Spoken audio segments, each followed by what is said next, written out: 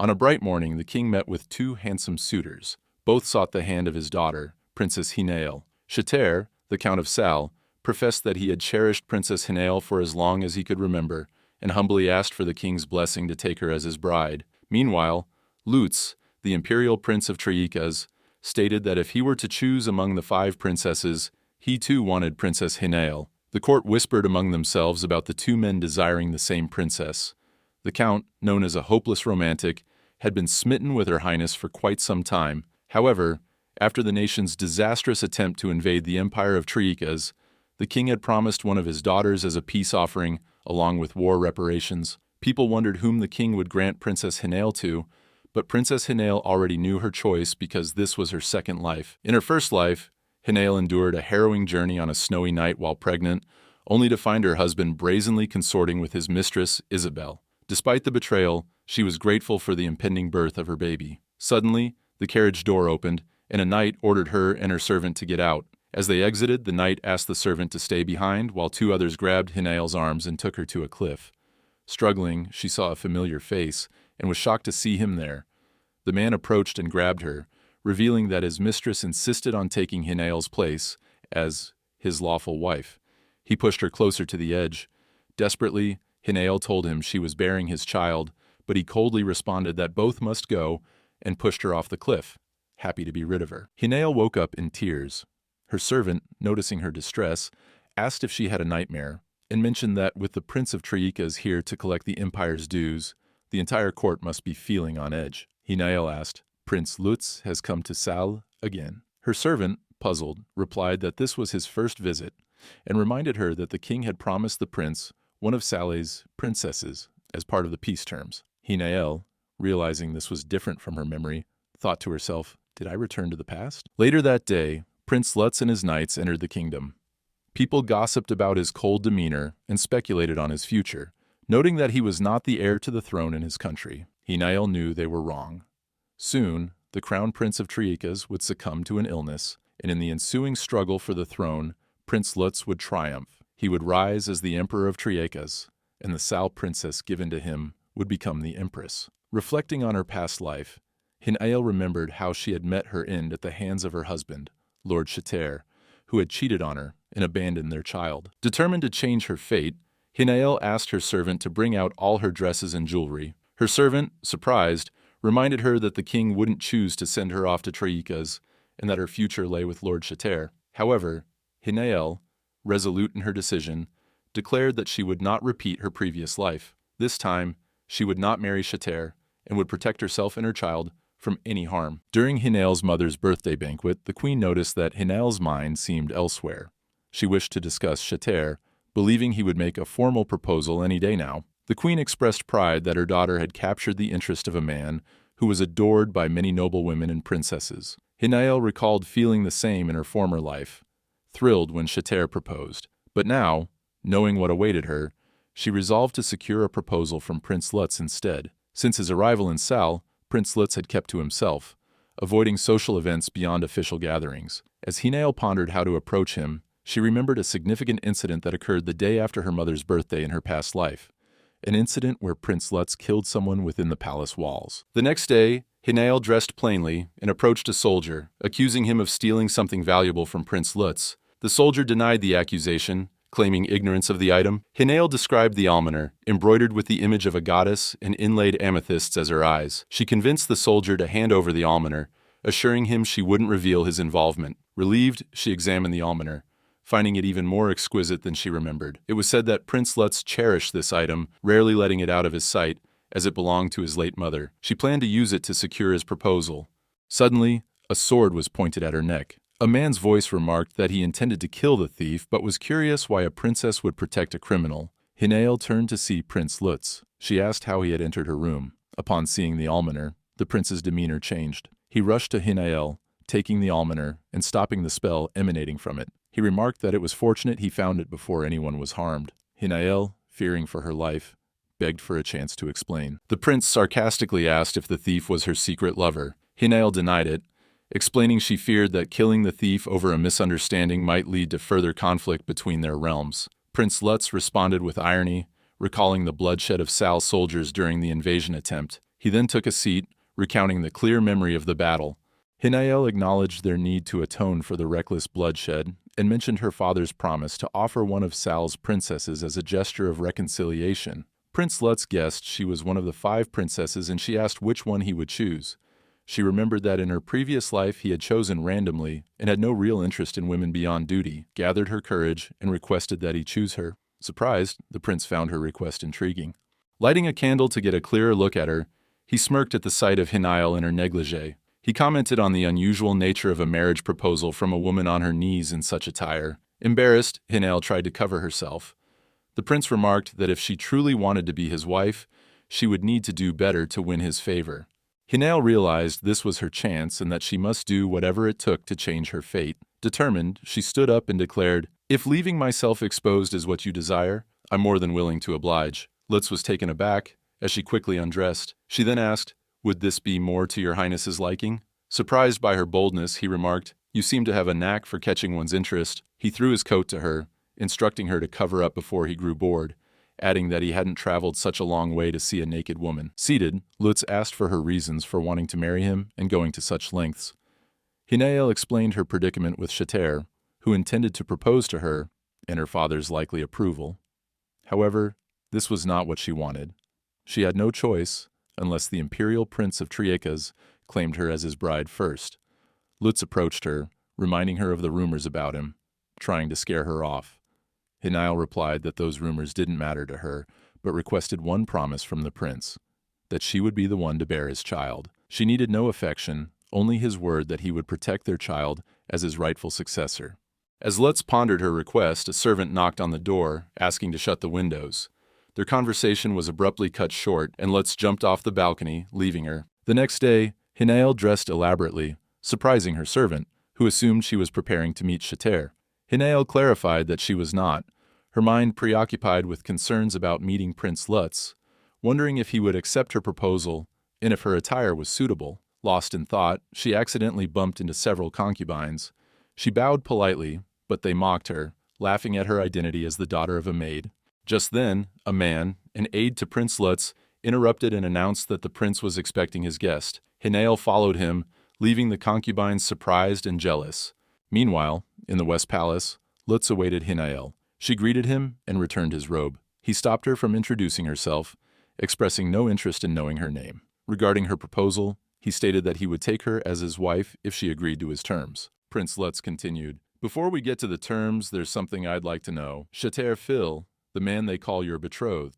Hinael was taken aback by what people were saying about their relationship, but the prince pressed on. "He's earned quite the reputation as the love-struck count. If it is simply the title of princess consort you're after, I can tell you now, you're making a mistake. Frankly, you'd be better off as a countess by his side than as my wife." With determination, Hinael replied, "A life of marital bliss is not what I am after. And the reason for that, I can't share with you, your highness. Even if I were to explain, you would not understand. All I desire is to serve you as your wife." Lutz then laid out his terms. "I will sire an heir purely out of obligation. But beyond that, there will be no such thing as shared conversations, no needless intimacy. You will ask for nothing else of me. And even if you bear my heir, the child will never hold true power." Hinael, filled with resolution, answered happily, "Yes, your highness. I would be honored." Lutz informed her that he would make a formal proposal the next day, to which she expressed deep gratitude. Returning to her servant, Hinael did not reveal the details of her conversation with Prince Lutz. She contemplated the future, knowing she couldn't bear the thought of taking her servant to a distant foreign land filled with hardships. Grabbing her servant's hands, she reassured her that she was just nervous about the prospect of marriage. Her servant comforted her and promised to make her the most beautiful person in the entire kingdom in preparation for the proposal the next day. The following day, Hinael's mother sent her some accessories, gifts from His Majesty.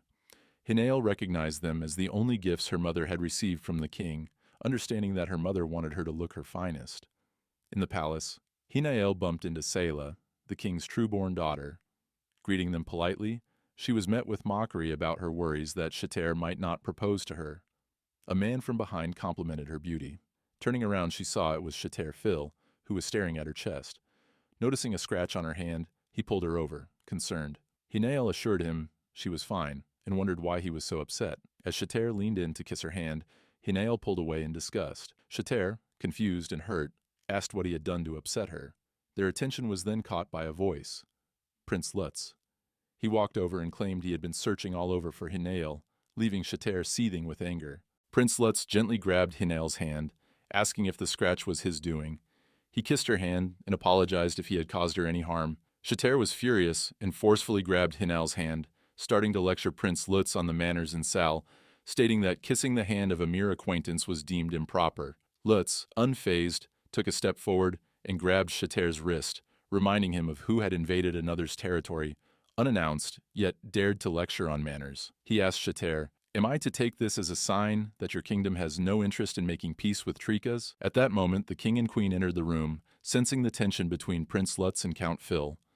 Lutz addressed the king, saying, "I was told that I would be offered a princess of Sal at tonight's gathering. Let us settle the matter now." Chetaire immediately interjected, "Your Majesty, may I remind you that we have already spoken on this matter.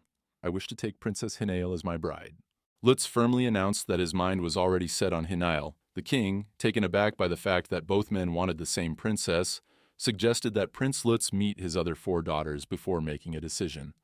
Lutz then brought up the matter of Count Phil, owing him an apology for mocking him. The king commanded Chetaire to apologize to Prince Lutz at once. However, Lutz turned to Princess Hinael and said that she was the only one who might bring him joy that evening, and perhaps then he could overlook the impudence of the lowly count. Seeing the tension, Hinael's mother begged the king to spare her daughter.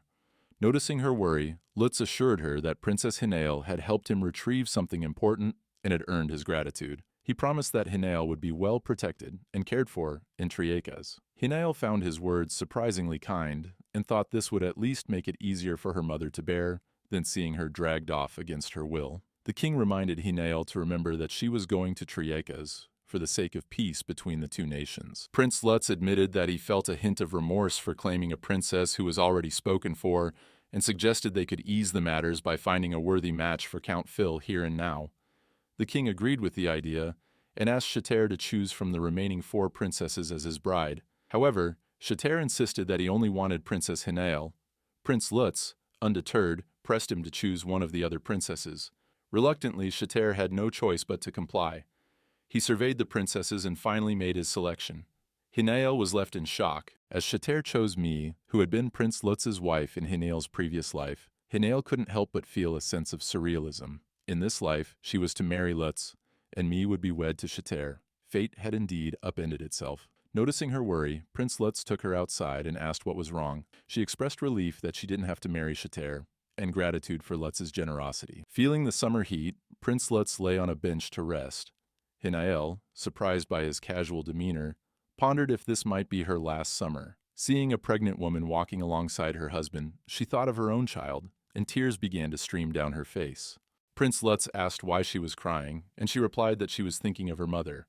She explained that her mother had entered the palace as a maid and was made a concubine after Hinael's birth, but never earned His Majesty's favor. Hinael worried that her life in the palace without her mother would only grow more difficult. Realizing why she was called a half-born princess, Prince Lutz comforted her, saying he disliked everything about this land, from the weather to its customs, and suggested she spend more time with her mother because he had no intention of returning once he left. Offering his hand, he asked if Sala had no custom of escorting a lady. Hinael, understanding, took his hand. He then told her not to cry later when they returned, so that his efforts of playing the part of an enamored suitor wouldn't go in vain, which would also ease her mother's worries. Hinael thanked him happily, causing him to blush. They then parted ways, and Hinael returned to the ballroom. Me greeted her and congratulated her on her engagement. Me also apologized for marrying Chetaire, but Hinael assured her that she wasn't upset at all, and that there was nothing to be sorry for. Given the unexpected engagement, Hinael checked in with me to see if she was okay. Me revealed that she had longed to marry someone like Chetaire since she was a child. Hinael's only concern was whether me would end up with the same tragic fate as in her previous life. Chetaire approached Hinael and requested a private word with her. In the palace, Hinael congratulated Chetaire on his engagement with Princess Mi. However, Chetaire dismissed her well wishes, saying he would only accept them once she was back by his side. This left Hinael shocked. She reminded him that the matter had already been settled before His Majesty the King. Chetaire, undeterred, threatened her, asserting that he would not surrender so easily and that he intended to save her claiming she was his. His words frightened Hinael. She dismissed his remarks, attributing them to his drunken state, and quickly left. As she hurried away, Lutz appeared and inquired where she was off to in such a hurry. Hinael explained that she was on her way to find him to resume their earlier conversation. Before Lutz could respond, he noticed Chetaire from afar, leering at Hinael. Lutz was determined to put Chetaire in his place. He grabbed Hinael's hand and requested the king's permission to dance with her. The king happily agreed, and Lutz also requested that Chetaire and Mie join them. Mie was delighted, but Chetaire was visibly displeased. As they danced, Lutz's attentive demeanor towards Hinael made her blush. The onlookers praised Prince Lutz's dancing skills, and Hinael realized this was his way of making it clear to everyone that she belonged to him, not Chetaire. Chetaire's angry stare did not go unnoticed by Hinael, and she worried that this act might make matters worse for Mie.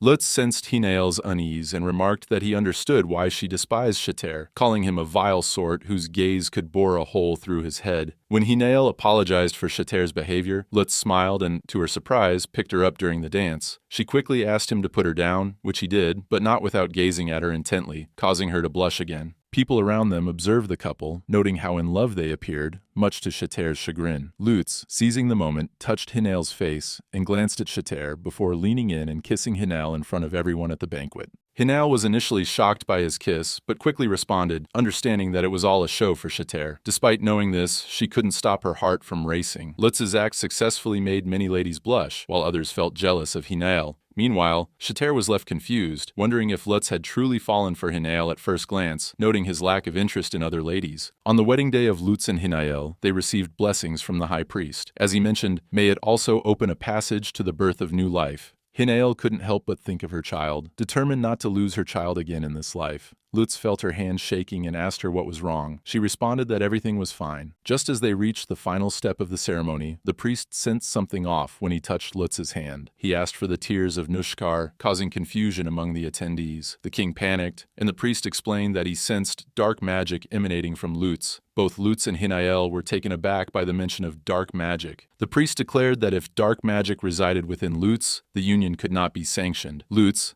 dismissing the accusation as preposterous, felt something fiddle from his hand. It was the almoner. Pressing against it, his fingers started to bleed. Lutz then asserted, "This marriage serves, in effect, as a tribute from the conquered nation of Sal to Triekas. Are we to take this disruption as a sign of your kingdom's refusal to bear its due responsibility for the war?" Ignoring the commotion, the priest insisted that the holy water would reveal the truth. As he splashed it on Lutz, everyone, including the king, freaked out. However, nothing happened to Lutz except getting wet, leaving the priest in disbelief. Lutz declared, "Your religious blunders are of no consequence to me, but concerning matters of diplomacy, you will be made to answer for this." When the priest asked to try again, Lutz demanded an end to the indignity and for the ceremony to proceed without further spectacle. Under pressure from the crowd, who shouted for the priest to apologize and proceed with the ceremony, the priest reluctantly complied. As Lutz and Hinael were getting cleaned up, Lutz finally released his bleeding finger from the almoner. In the Western Palace study, Lutz's servant inquired about the ceremony's events. Lutz tersely replied, "We must depart Sal tonight," shocking the servant, who reminded him it was his wedding night. In a fit of anger, Lutz ripped off his clothes, revealing his frustration with the high priest. The servant noticed the wound on Lutz's finger. Lutz explained, "He has caught on to what I am." The servant was extremely shocked when he realized that Lutz had used the almoner. Lutz admitted that he had pierced the puricite to draw its power directly, which had kept him from being detected. The servant, deeply concerned, emphasized the importance of keeping the secrets of the imperial family hidden. Lutz acknowledged this and insisted they had to depart at once. However, when the servant reminded him of the need to seek an audience with the king, Lutz, feeling unfit in his current state, and asked for a suitable excuse. The servant suggested involving Princess Hinael, but before he could finish, he passed out. In the palace, Hinael's mother asked if she was truly departing Sal the next day. Hinael confirmed, noting that Lutz seemed displeased by the events during the ceremony. Her mother understood, and realizing this was their last day together, Hinael reassured her that Lutz cared for her deeply. Her mother then pulled out a small box, explaining that it might serve Hinael better than it had served her. She revealed that the box was a gift from her brother, meant to help win His Majesty's favor, though she had never used it. Hinael remembered that in her previous life, her mother had given her the same elixir when she married Chetaire, advising her to use it if his heart began to stray. Desperately, Hinael had used the elixir, which had enabled her to conceive a child, but it also led to witnessing Chetaire's betrayal. Hinael thanked her mother, and they embraced for a final goodbye. The next day, everyone prepared to depart Sal. Hinael searched for Prince Lutz, only to be informed that he had already departed. The king and her mother came to bid her farewell, reminding her of her duty to unite the two nations. Hinael felt a pang of sadness, realizing the king saw her as a duty rather than a daughter. As Hinael headed to her carriage, Mi approached, expressing a desire to be closer. Touched by Mi's words, Hinael promised to write to her. As they departed, Hinael's servant, Dea, cried non-stop, unable to believe she would be left behind. Dea threatened drastic measures if she wasn't brought along. Reluctantly, Hinael agreed to take her. Dea was upset with Lutz for abandoning Hinael on their wedding night, but Hinael explained that their marriage was for peace, not love. She expressed gratitude for Lutz's kindness, even if it was brief, and acknowledged that she had no right to complain given Sal's need for atonement. A servant of Lutz knocked on her carriage, introducing himself and saying he had a message from Prince Lutz. Hinael was surprised that the prince had sent her a message. Meanwhile, at the count's manor, Chetaire learned that Prince Lutz had departed Sal without Hinael. He smirked, seeing this as an opportunity, knowing that Hinael had not yet shared a bed with Lutz. Lutz approached Princess Hinael's carriage, ready to inform her about the day's itinerary. He mentioned that Prince Lutz had already arrived in Duena, near the border. Apologizing for Lutz's early departure due to urgent matters, he felt the need to smooth things over on the prince's behalf, despite knowing Lutz had collapsed before he could convey any message. Hinael felt relieved, realizing Lutz hadn't left her behind out of anger at the high priest. She thanked Leneuve and her maid, embarrassed for misinterpreting the situation. Hinael laughed at her silliness. Upon arriving at Duene, a man and several servants greeted Princess Hinael. She inquired about Lutz, hoping to see him, but the man hesitated. Leneuve quickly stepped in to keep the pleasantries brief, noting that everyone was tired. As they entered the castle, Hinael asked whether Lutz would be joining them for dinner. Leneuve, weighing his words, finally decided to speak privately with her. In that moment, Hinael learned that Lutz had been poisoned and collapsed. Alarmed, she questioned whether it could have been someone from Sal, but Leneuve suspected it was more likely someone within Triekas, given Lutz's strained relationship with his half-blood brothers. Fortunately, he had received prompt treatment and was no longer in danger, but he wasn't well enough to be active yet. Hinael cautiously inquired about Lutz's departure the day before. Leneuve explained that they had to make it appear as though he left in anger over the wedding ceremony to avoid complications with Salo. They had brought Lutz to safety first, then joined him later, and he apologized for not informing Hinael sooner. When she asked about Lutz's condition, Leneuve reiterated that he needed rest and requested that she keep the prince's health private. As Hinael absorbed this information, she reflected on how someone so strong could be brought low by poison. Her maid then asked if she had seen the prince, noting his absence at dinner. Hinael realized she needed to keep the truth from her maid as well, claiming he was busy and likely had eaten in his chamber. Although her maid pressed about the implications of their first night as newlyweds, Hinael dismissed her concerns, saying she wouldn't want to disturb Lutz if he was preoccupied. The maid insisted on waiting outside the door just in case the prince came to visit. Hinael found comfort in her maid's presence, hoping they could find peace together in this life. Later that night, Hinael awoke suddenly, feeling cold. She called for her maid, but before she could react, a man kidnapped her, covering her mouth with a cloth. He slipped past the guards and out of the castle in mere moments. Panic surged within her as she wondered what he hoped to gain from the abduction. Fearing that no one would find her once taken to the forest, she managed to leave a hair tie behind, hoping it would serve as a trace. Meanwhile, Lutz finally regained consciousness after 2 days. He inquired about Princess Hinael, and Leneuve reassured him that she had been escorted. Lutz dismissed any concern for her, viewing her merely as a prize for winning a war. Just then, Hinael's maid rushed in. Frantic and seeking help, Hinael was missing. Lutz's expression shifted in surprise at the alarming news.